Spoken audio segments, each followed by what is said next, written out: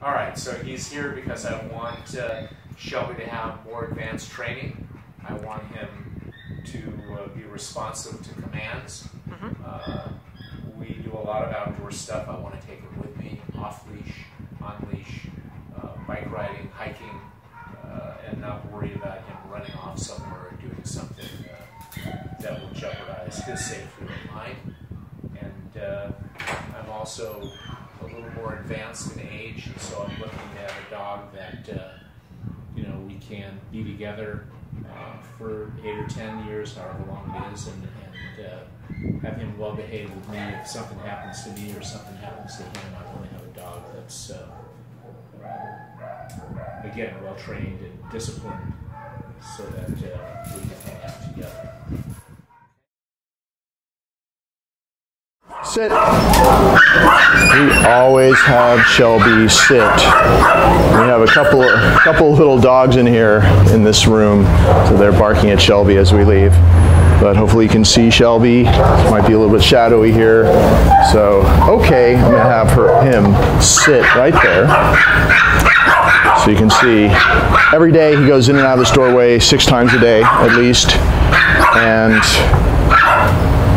I want you to pan to your right and show the person there, and Shelby sees that person. But you see how good the sit stay is?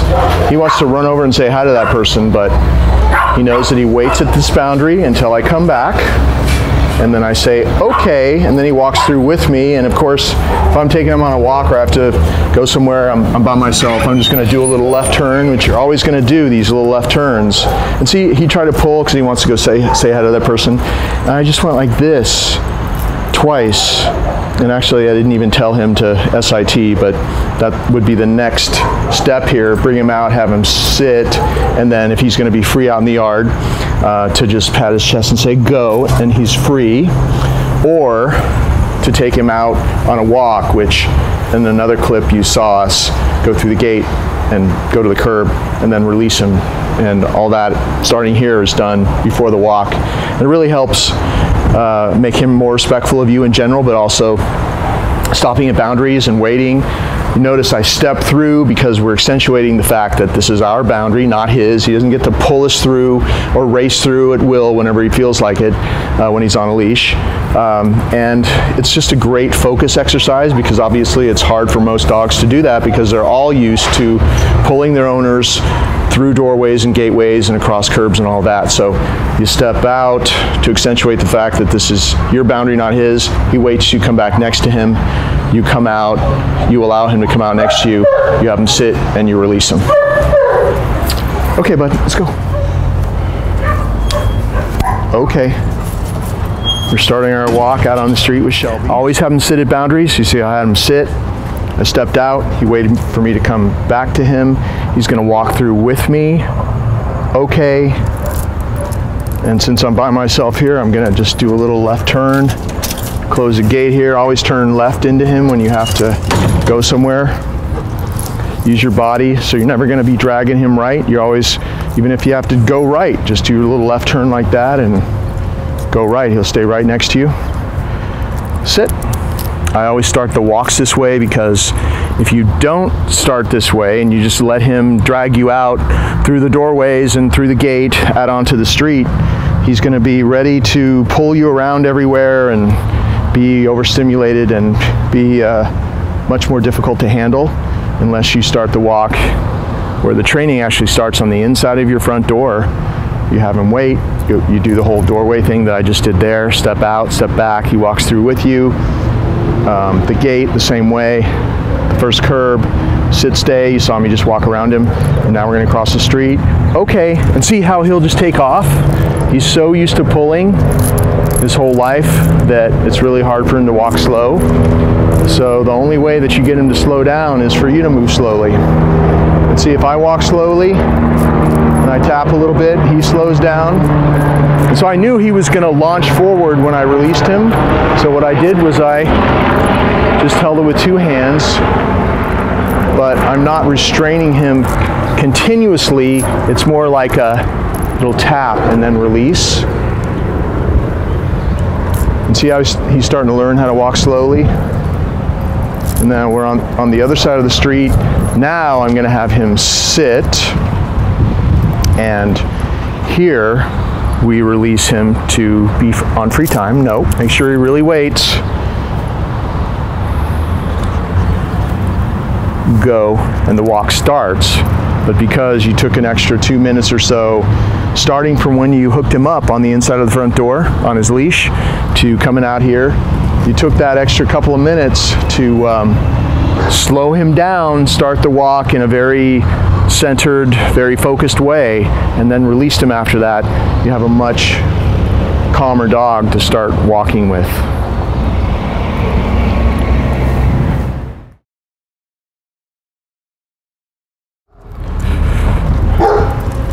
We've been on our walk now for a couple of minutes, and he was able to sniff around and pee a little bit. And so now I'm going to call him back to me, and we're going to do a little leash walking exercise.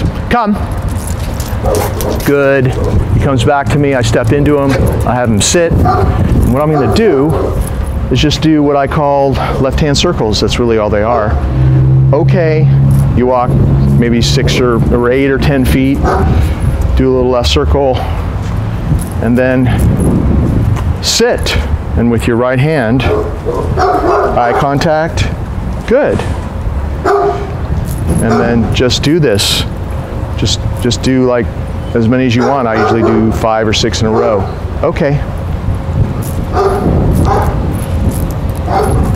Hand circle. Sit.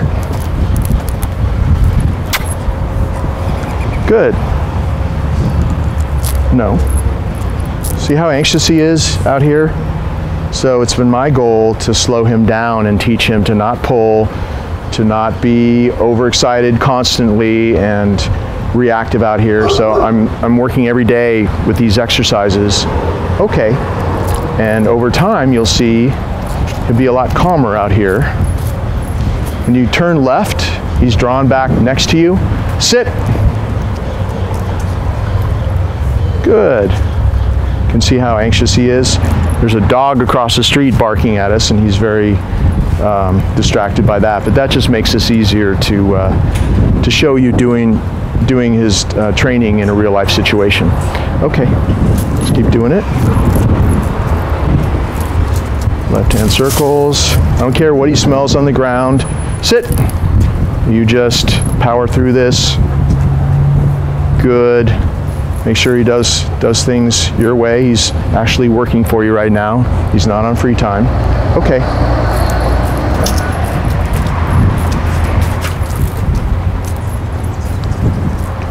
Sit. Good. He's always had this problem of being extremely unfocused out in public because he's so easily distracted. Okay. So we're doing this with him every day. Forcing him to walk slowly, doing the left-hand circle, sit. Good. One more time. Okay. Slow down if he's trying to pull you. Slow down and tap. One last circle here. And then one last sit. Good. And then we release him. Go.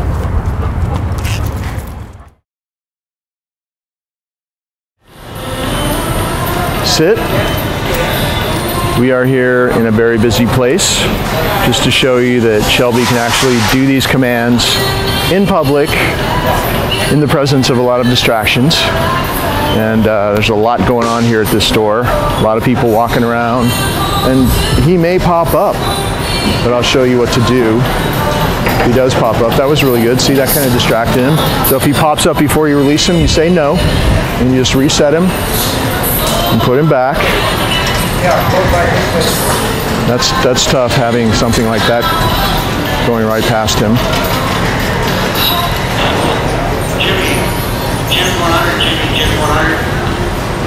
This is kind of weird. Okay. Good. But good for him to be able to handle.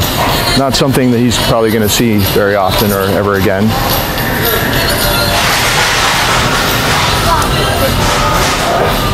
And he's doing very well. Look at all these distractions, and he's still staying there. He gets another reward for that. Good boy. And we're always practicing, and we're always ending on a success. So I'm going to tap his chest and say, go, and let him be free before something happens. It's too much for him. But if you always practice in a way that he ends on a success, you guys can walk, it doesn't matter. Yeah, you can walk past. You're always ending on a success. Even if you just do something for 30 seconds, but it's a success and you end before he makes a mistake, it's much better than doing it for too long and having him make mistake after mistake. So it's really about short periods of time, but effective little learning periods. He's very friendly, wants to go over to everybody, of course. But yeah, less is more. Less time, always ending on a success. It's a really important rule to follow.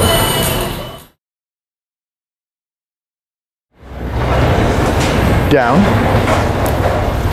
We're going to practice our down stay here because there'll be a lot of people walking past, a lot of distractions. Of course, dog training, the benefits of dog training starts with the stay. And most dogs know sit when they come here, and a lot of dogs know down, but they'll never do it the first time you tell them. You can walk past if you want. They'll never do it the first time you tell them, and there's no stay. So we really focus on the stay because we're really after the byproduct of practicing a solid stay like this in the presence of a lot of distractions like this is good. Is that when the dog's on free time, they're much calmer because of how you practice the sit stays, the down stays, all the other stuff. So that's why we're shooting for quality versus quantity. So if you only had a few minutes a day, you just practice a couple of sit stays, a couple of down stays in the presence of distractions, end on a success, and he gets better every day. And then we're going to release him in a way that he's a little bit calmer every day. Like, you don't want to release him in a very excited way, and like he'll probably pop up, but I'm going to show you what not to do. So you're not going to have him in the stay and be really calm and then say, okay, like make him get up and jump up and get all excited, because you'll destroy that fragile calmness that you're trying to develop, that you want him to soak up as the days and the weeks pass by and you practice this stuff every day. You want to release him in a calm manner that enables him to hold on to some of that calmness he's developing in the stay and build up inside of him over time so that he's just that way 24/7. So you're always going to release him out of a down stay. He's waiting until you come next to him, stand next to him, and you're always going to release him with an okay and then a sit. So we always release out of a down, we release from a calm sit stay because it's so much easier to control a calm sit stay. So that is, your right hand comes down by his chest, no. Nope. And the leash is always loose. You're not restraining him. You tap his chest and you say, nope. Tap his chest and you say, go. And he's released in as calm a way as possible. And over time, he just gets calmer and calmer because of just how you do the downstay, how you practice it, and how you release him. It's very important. The release is very important.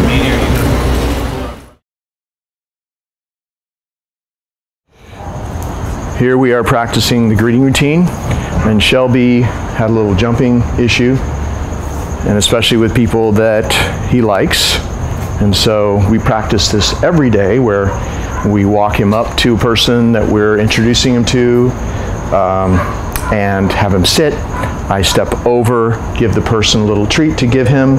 He waits till I come back, and then with my right hand, he's on my left, and the leash always loose, so you're never restraining him. It's always loose. With my right hand, I'm just going to tap his chest and say, go say hi. He's going to take the treat, come, get petted maybe, Try to run over to the camera person. Good, because he loves her. And I called him to come. He came back to me. Sit. We're just going to do this a couple of times, 2 more times. So I have him sit, step over to the person, give him the treat. See how he's traveling? No, that's not allowed. He gets that way when he gets really excited. So you step into it, you say no, you step into him, you reset him, put him back to where you actually put him in a sit.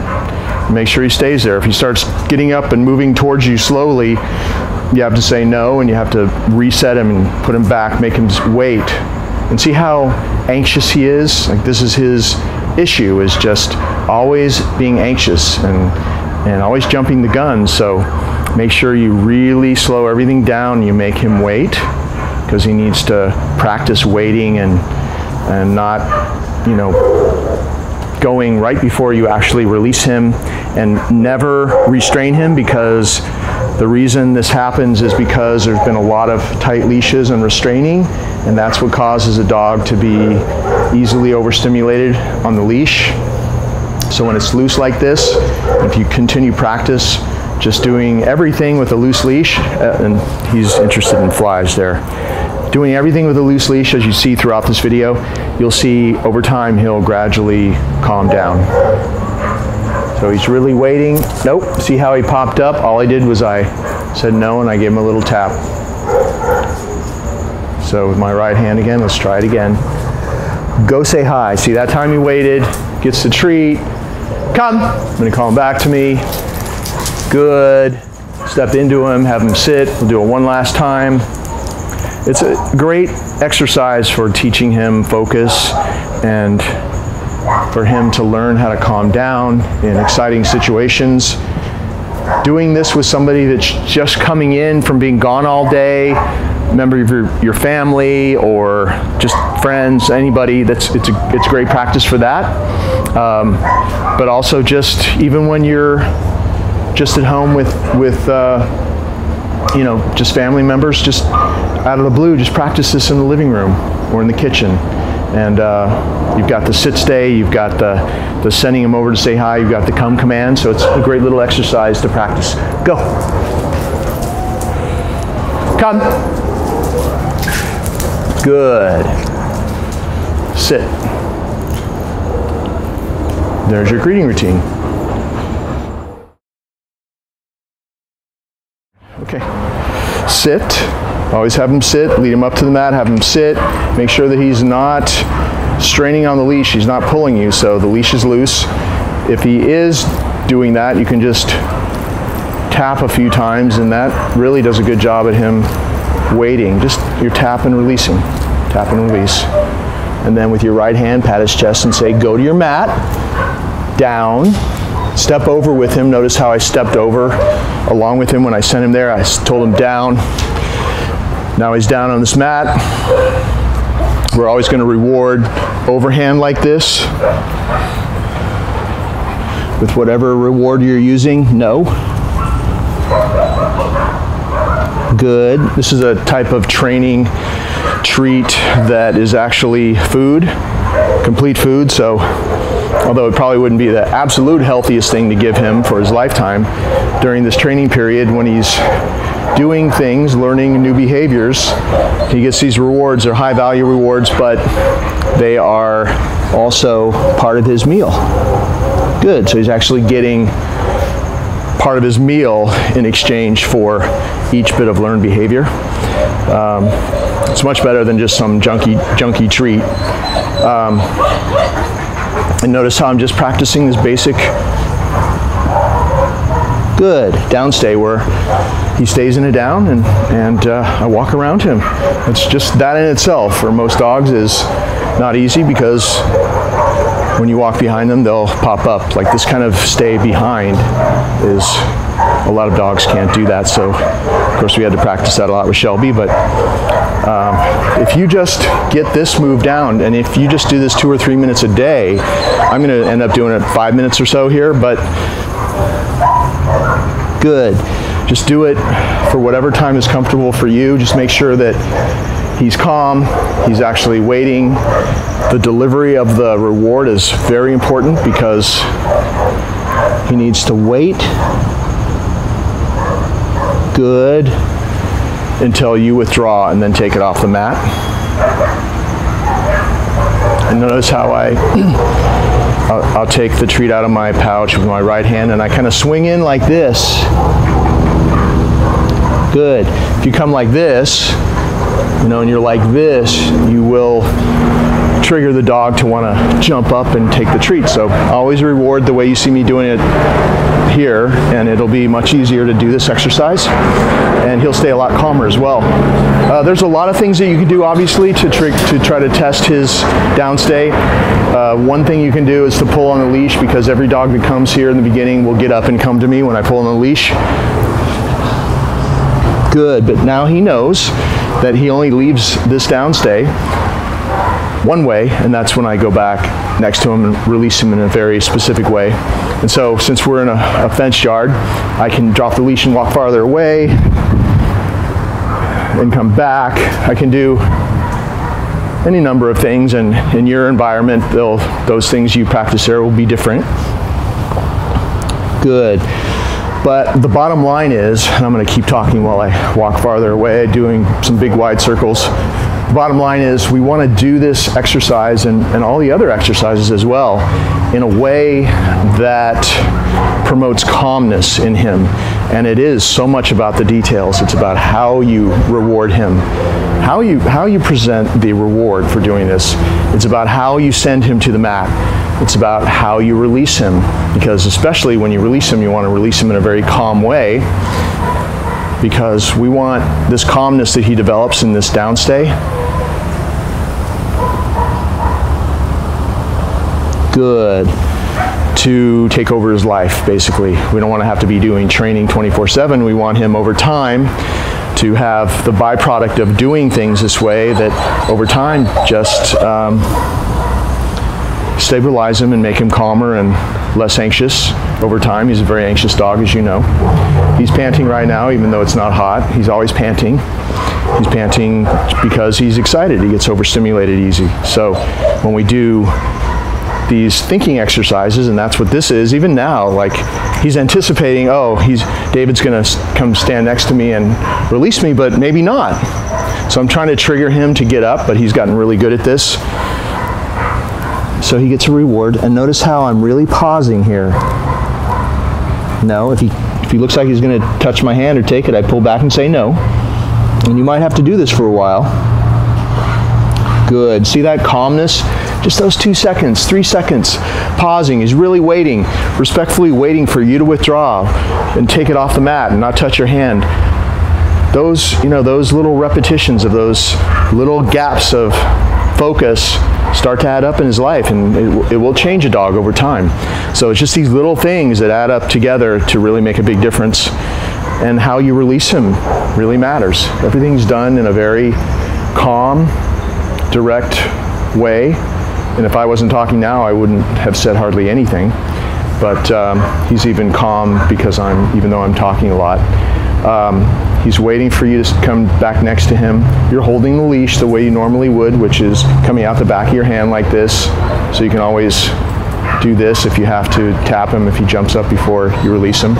But he's getting really good at this now. So usually he waits, and I just say, okay. I tap my leg like that. I walk him off the mat. I have him sit just like this, straight. Have him sit, and then with my right hand, go. I release him. So just a word about this mat, or whatever mat you decide to use. It is only for this exercise. It's not a doggy bed. Doggy beds are a free time place where he can come and go as he pleases. This mat is for one purpose, and that is to focus and think. And this exercise is done exactly the way I just showed you. As far as the concepts of it, you can try distractions that I haven't tried yet, or that I didn't do here. I mean, there's hundreds of them that you could do. I'm going to let him have some water over there. But the concepts are all the same. He stays there till you release him. You reward him in the same way, whether you go outside, knock on the door and come back, or no matter what you're doing. You always come back, reward him the same way from in front, like I did it. You always send him to the mat, the same way, and you always release him from this exercise the same way. And if he pops up, which he didn't make a mistake this time, but if he pops up, you just gently but firmly put him back. Like you could just say no, and then stand on the leash like this, and put him back. And just standing on the leash like that will make him go down, even though I didn't even say the D-O-W-N word. He's such a good boy. Okay, sit. Go. If he leaves the mat, and let's say he's walking around, you just take the end of the leash. We'll toss this over here. Take the end of the leash, step into him, lead him back onto the mat, and then do the left foot thing. Put him back, continue your exercise. So you always pick up that mat as soon as you're finished, because he's going to want to go run onto it and hang out on it. And you always put it down while he's somewhere else or somebody already has a leash on him, because you don't want him running and jumping on it before you actually have him sit and allow him to go on it the proper way. So it's a very controlled exercise, but if you do it that way and you cover all the details, do it exactly the way I do it, you'll see he'll continue to get calmer and calmer every day that you do this exercise. Okay.